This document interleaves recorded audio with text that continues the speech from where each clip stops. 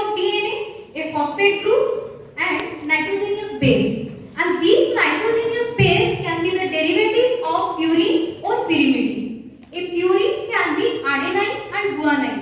A pyrimidine can be cytosine and thymine in case of DNA. So these sugar molecules join together by a phosphodiester bond to form a polynucleotide chain. And once this polynucleotide chain connect with another polynucleotide chain to form the double helical structure of the DNA. This is what all about.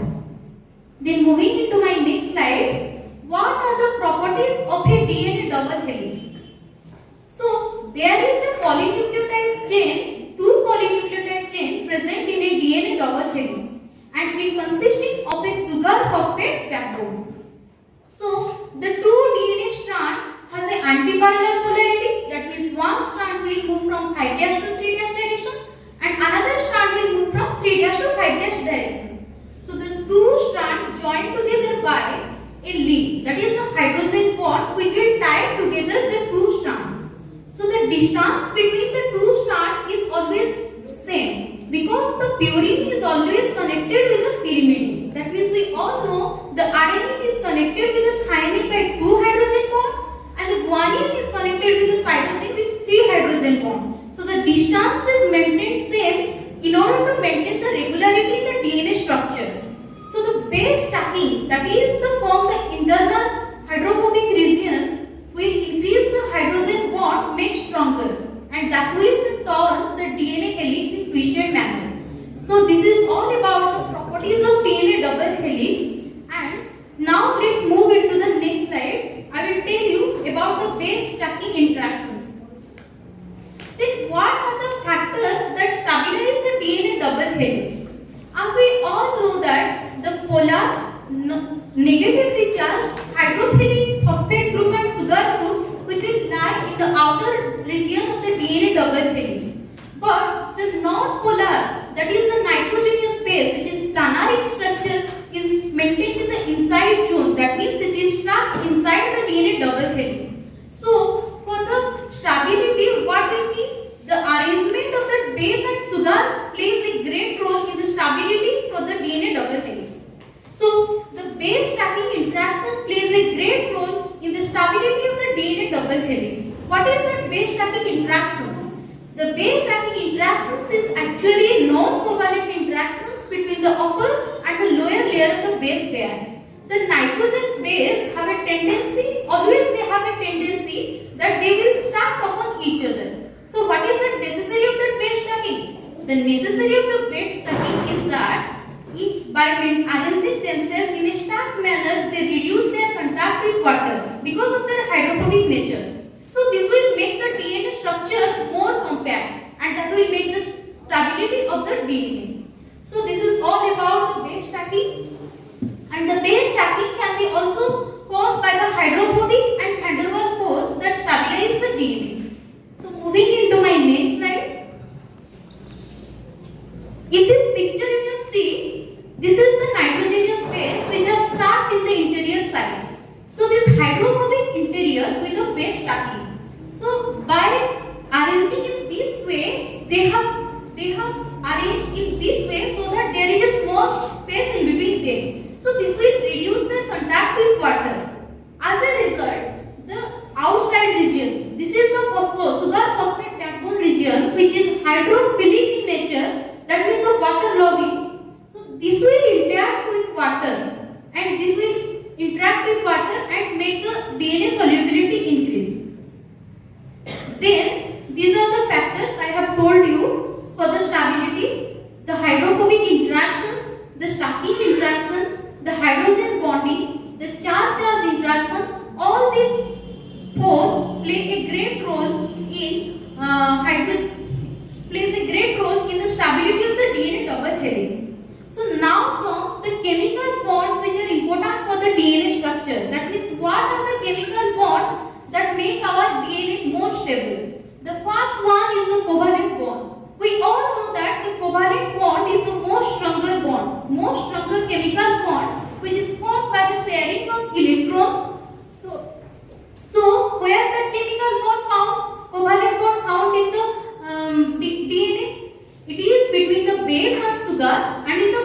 biester linkage which occur between the 5' carbon of the 2-deoxyribose and 3' carbon of the deoxyribose.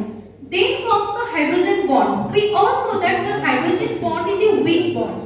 But although it is a weak bond, the ample amount of hydrogen bond is formed between the DNA double helix that will lead to the that will increase the stability of our DNA. So like that, the hydrophobic bond has also a great role. It is formed by the non-polar interactions of the molecules, and that will lead to the formation of a stacked hydrophobic zone. That means the nitrogenous base form a hydrophobic core that will maintain the stability of our DNA. So this is all about the stability of our DNA. That is how the DNA is stabilized by this force. Then comes the groups. This is the most important topic. So we all know that in DNA, the groups are present. The DNA double helix has major group and a minor group. You can see in this picture, this is the minor group and this is the major group. And these groups are basically formed due to the geometry of the base pair. That means the arrangement of the base determines whether the group will be the major one or whether the group will be the minor one. So the angle that is formed by the base and the sugar is called as the glycosidic bond, and that angle of the glycosidic bond will determine the structure of the group. So here the major group, the glycosidic angle is about 240 degree and in minor group it is about 120 degree. The basic difference between the major group and minor group is that the major group is structurally more larger as compared to the minor group. Here it is about 22 angstrom, the major group is about, and the minor group is about 12 angstrom.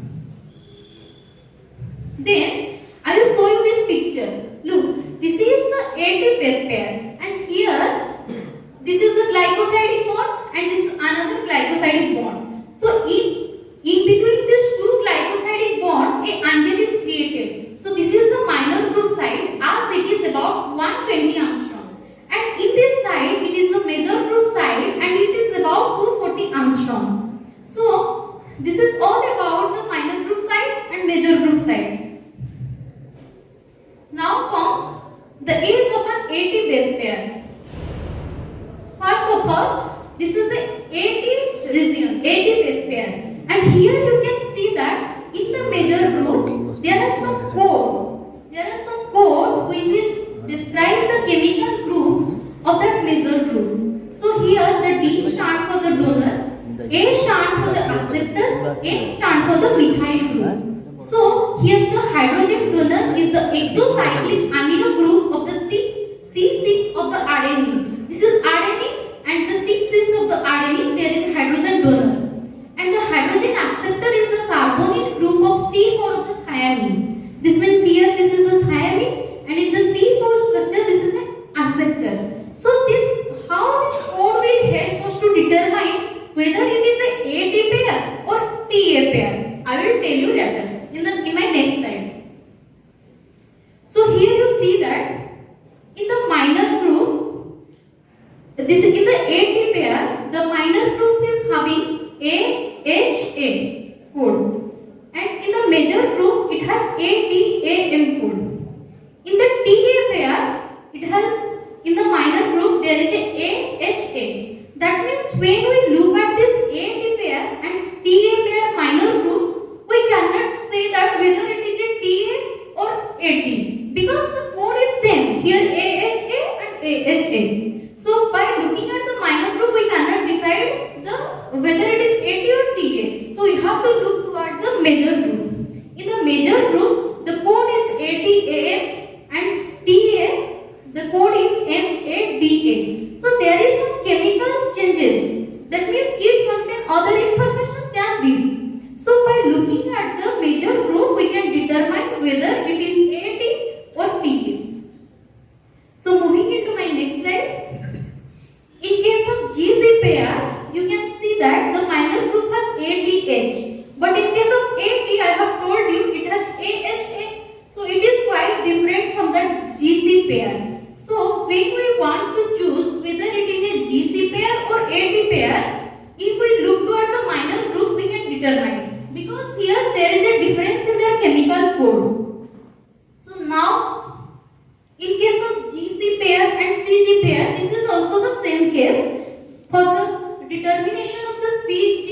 GC, we have to see the major group, because major group contain more chemical information than the minor group, and the DNA binding protein which is specific basically bound to the major group in order to be remain expressive. So by all these examples, what we conclude, the major group is more expressive than the minor group, which has many roles in the gene regulations. Now the characteristics of the DNA binding protein. We know that DNA binding protein can be specific or can be non-specific. If the DNA binding protein is specific, it need to bind in the specific region. That means it need a particular zone in which it need to bind. So for example, if a protein want to bind with the TAT region for the transcription of the prokaryotic gene, it will always choose to bind in the AT region. So where it will bind? It has a T8 region and it has a AT region, but it always need to bind in the AT region. For that reason, it will bind to the major group. So and suppose a protein like the histone protein, it is not specific, so it can bind with the major group or minor group. So it can bind. So this is all about the major group and minor group. Now the energy involved in the major group and minor group formation. These are the starting interaction. That means the combination of hydrophobic force and the Van der Waals interaction. So which is about 16 to 61 kilojoule per mole, and the additional stabilization also provided by the hydrogen bond, and it is about 8 to 12 kilojoule per mole. And the electrostatic force also plays a great role in the formation of the major group and minor group. Now comes the topic, the factor affecting the conformation of the DNA. So the DNA can adopt a variety of forms. That means the DNA can adopt a variety of conformation. So there are various factors which are responsible for the DNA conformation. These are the hydration level, the salt concentration, the DNA sequence, the quantity and direction of the supercoiling, the presence of chemically modified base, and different types of metal ion and its concentration, and the presence of polyamines in the solutions. So these are the factors on which our DNA conformation depends. So the most common type of structural conformation in DNA are aDNA, bDNA and zDNA. Among these three types, the bDNA is the most common one, that is it is the most predominant one, and it is known as the Watson-Crick pair of model of DNA double helix. So now comes the bDNA. So as I have already told you, it is the most common and predominant type of structural conformations. In our cell, in natural conditions, that means in natural pH and salt conditions, the bDNA is always available. That means the DNA is generally found as a B form. So what are the different structural features that a bDNA have? So the bDNA is a right-handed helix. What do you mean by the right-handed helix? If you turn your right hand like this, the base will move like this. So this is the right-handed helix pattern. So the bDNA, it has the base occupied at the core, and the sugar phosphate backbone occurs on the periphery portion of the helix. And the bDNA, only the ends of the base pair are exposed to the solvent. In each base pair, the bDNA has same width, and it is about 10.85 angstrom. So here in this picture, if you see, this is a double-stranded DNA. Look, this is a double-stranded DNA. It has a major group and it has also a minor group. And if we take from one major group to another, that we consider as a one turn. And the height of the turn is known as the pitch. So the pitch length, pitch height is about here 34 angstrom. And each pitch is consisting of 10 base pair, and each base pair has a rise of 3.4 angstrom. So here the diameter of the helix is about 20 angstrom. So this is all the characteristics of bDNA, which is a solid central core. So here also the bDNA major group is wide and deep, and the minor group of bDNA is narrow and deep.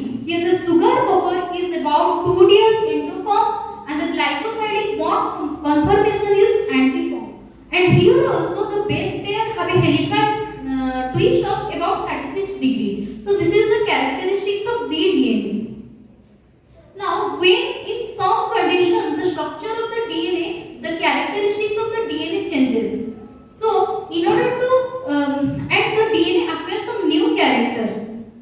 So they have different conformation. So in the X-ray crystallography, Rosalind Franklin once found an alternative form of DNA. When there is a low water content, that is the reduced water content, as we all know that the water molecule interact with the solute, which will determine that interaction will determine the shape of a molecule. Suppose, for example, bDNA. For the shape of the bDNA, the water molecule plays a great role. He found that the humidity, that is the water content of the DNA is reduced in the solution is reduced to 75%, less than 75%. At that time, the DNA adopted new conformation that he named as the alternative forms of DNA, what we called as the aDNA. So here, the aDNA are the rare type of structural conformation that a DNA can adopt in a dehydrating condition. So the aDNA in a double helical strand, it is different from the bDNA. So how it differs from the bDNA? So it has a compact structure than the bDNA. I will discuss about some interesting features of the aDNA in the lab. So it has a wider and flatter than the bDNA. It also has a right-handed helix and its helix diameter is about 26 Armstrong and helix base of aDNA is about 26.6 Armstrong and the aDNA contains 11.6 base pair.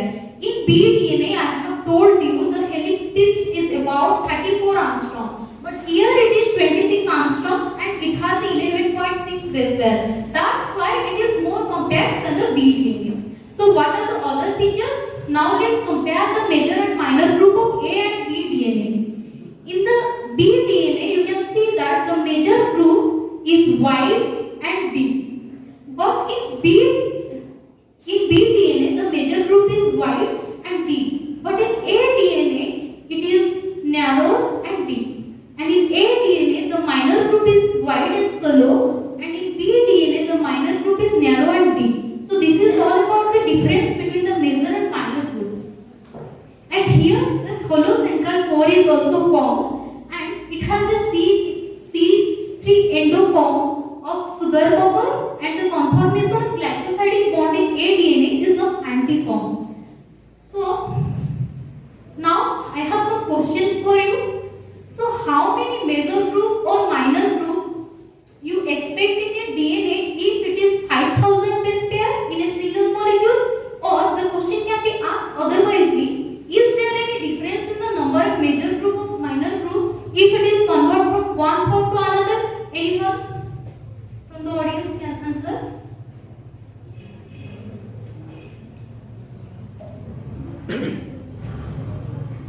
Você mic turn it on. Keep on. Mic को कोई बंद नहीं होगा.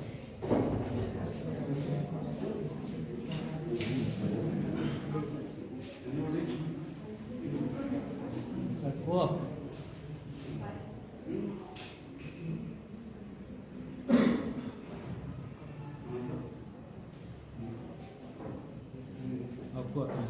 So the answer to my question is that although whether the conformation is maybe A, B or Z, whatever the conformation, the major and minor group always remain the same, that is the single major and minor group. The question might be asked in this way, there is a 5000 base pair. So don't look at that. Always remember whatever the conformation, there is a single major and minor group. Then my second question is there any impact of group dimension in the physiology or functioning of the DNA? Yes. If yes, then what?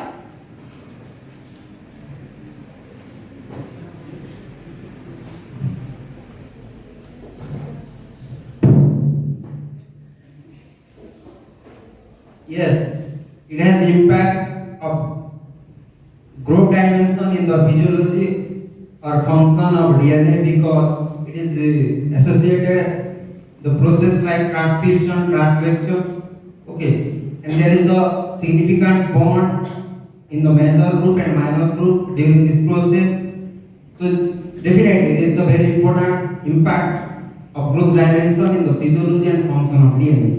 Yes, thank you, Anand. This is the correct answer. As we know that in the process of DNA transcription and replication, we have studied that the major and minor group plays a great role. Many transcription factors will come and bind with the DNA, minor group and major group of the DNA. So if the dimension, group dimension will be changing, some of the transcription factors will not bind with the major or minor group. That's why one of the major difference in the A and B DNA is that A DNA is less transcriptionally active than the B DNA. This is one more difference between these. Then, is the DNA a symmetrical molecule or asymmetrical molecule?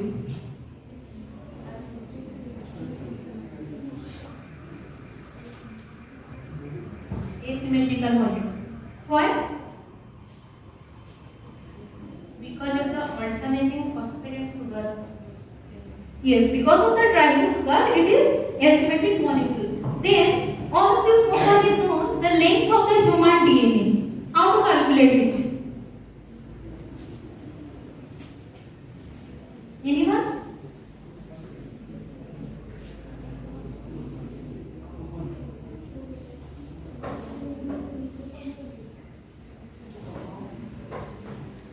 Okay, I will answer to this question. You will answer? The human, as we already know, the human DNA is having 3 billion base pair. That means 3 into 10 to the power 9 Armstrong. And we all know that this base pair has a rise of 3.4 Armstrong. So to find out the entire length of the DNA, we have to multiply this 3.4 into 3 into 10 to the power 9, which will approximately equal to 1 meter. In case of diploid set, it is about 2 meters. So the length will be 2 meters. Then sugar cockering. I have told in B form it is C2 endoform sugar cockering. In A form, A DNA, it is C3 endoform. So what do you mean by this sugar cockering? So unlike the 6-membered ring, the 5-membered ring is highly flexible and the 5 atoms of the pentose sugar are not co-planar.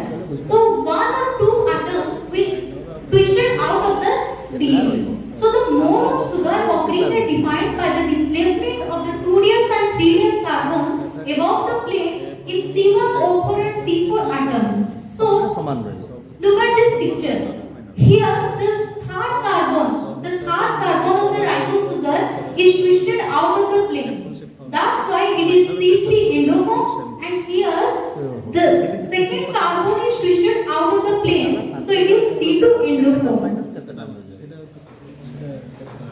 Now comes the ZDNA. When the DNA is placed in a high salt concentration, we regard that it has a high GC content. Then the DNA will form as a ZDNA. The name is ZDNA because of its zigzag structure. So this DNA was discovered by Andrew Wang and Alexander Rich, and this DNA is high with the GC content, and this DNA is generally located in the upstream region of the gene regulations. So these are the characteristics features of the ZDNA. It is the left-handed DNA. In A and B DNA, I have told you that was the right-handed DNA, but here the ZDNA is left-handed. And the double helix width is zigzag pattern, and the helical diameter here is about 18 Armstrong, and the total height of the helix is 44 Armstrong, and it has a 12 nucleotide which occur as a dimer, so it has a 6 dimer. And the distance between each nucleotide is about 7.4 Armstrong. Here the minor group is narrower and deep, but the major group is generally like a flat structure, so it has a solid core center. And here also the sugar bucker is C2 endo for pyrimidine and C3 endo for purine. So the glycosidic bond conformation is anti for pyrimidine and C for purine. So this is all about the characteristics features of A, B and Z DNA. So you can see this is how externally the A, B and Z DNA looks like. And this is the comparison table between A, B and Z form, which we will revise at the any time. Now, so do any other forms of DNA exist in nature or not? Of course, many other forms of DNA has been discovered till date. So The first one is the triple stranded DNA. Earlier, many people think that the triple stranded DNA doesn't exist at all. Even at the time of discovery of the DNA structure, one scientist named Linus Pauling discovered the triplet DNA structure, but it was rejected. Why? He put the nitrogenous base in the external environment. I have told you about the DNA double helix. In that, I have told you the base are stacked inside and the sugar phosphate is in the present in the outer side. But as he said that the nitrogenous base are present in the external environment, that's why his hypothesis was rejected. So, till now we all know that triple stranded DNA exists. So, what is the necessary need for the formation of the triple stranded DNA? The need for the triple stranded DNA is that the interactions is made with each other. How? What are the interactions? That is the Hooke's-Steel base pairing interaction. So what do you mean by that Hooke's-Steel base pairing interaction? That Hooke's-Steel base pairing interaction is different from that Watson-Crick base pair interaction. In Watson-Crick base pair interaction, we all know that one purine will bind with another pyrimidine. That means A will bind with T and G will bind with C. But in Hooke's-Steel base pairing, one purine is bind with two pyrimidine. That means A will bind with two thymine. That means adenine will bind with two thymine. Here also the distance between the base pair in Watson-Crick base pair model is about 10.8 Armstrong. But in Hooke's-Steel base pairing, it is about 8.5 Armstrong. You can see here, this is an adenine molecule and it has two thymine bound with it. It has a normal. This AT pair is normal Watson-Crick pair. But this thymine is bounded to this adenine by a Hooke's-Steel hydrogen bond by donating two hydrogen atoms. So this Hooke's-Steel base length is less than the Watson-Crick base length. Then moving into my next slide. So in this picture, you can see, in this picture, the A is bound with the two thymine. A is present in the middle and is bound with two thymine. It is the normal hydrogen bond and here the thymine which donate the Hooke's-Steel hydrogen to the N7 of the adenine.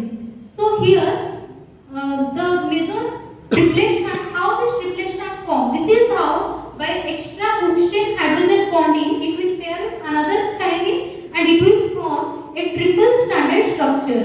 So here in this picture you see that it is a double helix structure. So my question is that where the third strand will form and bind. So the where is the interaction site is present. So the answer to my question is that the third strand will form and bind in the major group. In this structure you can see that mainly the triple stranded structure is found during our DNA replications and gene regulations. So here our DNA double helix structure, it is not present in the entire length of the DNA. At some person we found the triple stranded structure. So the thymine can selectively form two Hooke's-Steel hydrogen bond to the adenine of the AT pair. Likewise, the protonated cytosine can form two Hooke's-Steel H bond to the guanine with GC pair, resulting in a base triplet isomorphous to the T8T. So this is all about the triple stranded DNA. Now comes the H DNA. The H DNA is nothing but a triplet DNA. It is slightly different from the triplet DNA. Let's see how. Look at this picture. This is a double stranded DNA. Suppose this green strand, you take this as a 5' region, and here in that region you take this as a 3'. And in the blue strand you take this as a 3' region, and in the upper region it is 5'. So this is a double stranded DNA. So how it will form a H DNA? Look at this portion, this yellow line. Here the DNA start to bend, and it will bend and it will extend in the downward manner in such a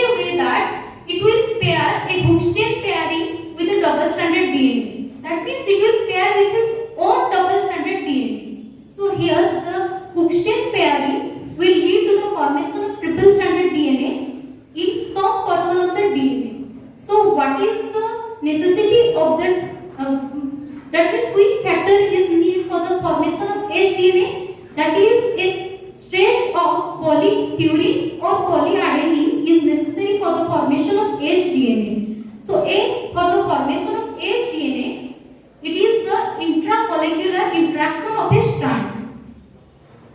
Now the functions of a HDNA. The polypurine tract of a 25 nucleotide long constitute as more 0.5% of the eukaryotic genome. So this HDNA has great role in gene regulations, and it also play a great role in RNA synthesis, and the initiation and termination of replications and recombination also the H gene plays a great role. Now the quadruplet structure. By looking at the name, what do you mean by the quadruplets? So this is actually the four-way junction. That means it is the, although a single stranded DNA, four guanine will interact in the same plane to form a DNA quadruplet structure. So here the guanine nucleotide and high G-rich polynucleotide will form a novel tetrameric structure which is called as the G quartet, and that contains a planar array of guanine connected to Hookston hydrogen bond. So the polynucleotide can interact to form a tetraplex where the G quartets stack upon each other to form a multi-layer structure. So as this, but this is not, it is sterically less active. That's why it is not occur in natural conditions. So this is how the guanine arranged in the same plane to form a quadruplet structure. Here you look that these are 4 strands, but this is not possible. And this is 2 strands and arranged in such a way that it looks like a 4-way junctions. So what is the role of that DNA quadruplet structure? It has a role. What is the role of 4-stranded DNA? The G quadruplet structure have a biological significance because they have been found in telomeres. We all know that the telomere starts certainly. So what is the role of that quadruplex? That quadruplex will be found in the telomere region in order to prevent damage to the telomere region. It is also found in the regulatory region of the genes, and it also found in the immunoglobulin gene regions responsible for antibody diversity. So this is all about the 4-stranded DNA. Now called the cruciform DNA. It is the inverted repeats that are quite widespread within the human genome and occur near the putative control region of the genes or the origin of the DNA replications. And these cruciform structures in DNA replication in mammalian cells have been shown to recruit the cruciform binding proteins that are functions during the initiation of the DNA synthesis. So, the existence of the inverted repeats in double-stranded DNA is necessary but sufficiently the condition for the formation of cruciform structure. So, the relapsed DNA, the cruciforms are not likely to form because the linear DNA accommodates more hydrogen bond stacked base pair than the cruciform structure, making the formation for the latter thermodynamically unfavored. So, the formation of cruciform structure is not favored at a DNA structure that is consisting of mirror repeats because each structure would be constructed from the parallel rather than the anti-parallel DNA strand. So this is all about the other forms of the DNA, and I have told you about how the DNA conformations and what are the DNA formations occur in nature. So this is the reference from which I have prepared my slides. So now at the end of my discussion, the first and foremost, I would bow down my head to the Almighty God who have been granted me blessings, and I would like to thank Dr. Jatendra Kumar Pradhan sir for constantly guiding me and helping me to improve myself in all this process. And I would also like to thank Dr. Subrat Panigrahi sir and Mumtaz Khan sir for encouraging me and giving me valuable advice. So I would also appreciate my batchmates for their appreciations and for their help to organize this